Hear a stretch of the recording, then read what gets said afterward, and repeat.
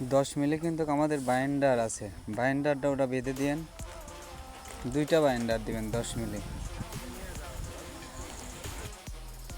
আমাদের এটা combine footing, এখানে রড বাঁধার কাজ চলে।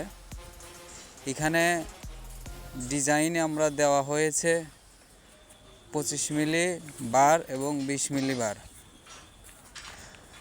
আর যে বাঁধার সময় 4 ইঞ্চি পরপর কিন্তু এগুলো বাঁধা হয়েছে।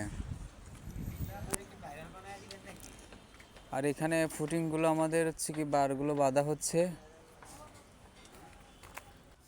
এই ফুটিংগুলোর বারগুলো কিন্তু 4 ইঞ্চি পরপর ঠিকঠাক মতো মেপে কিন্তু বাঁধতে হবে।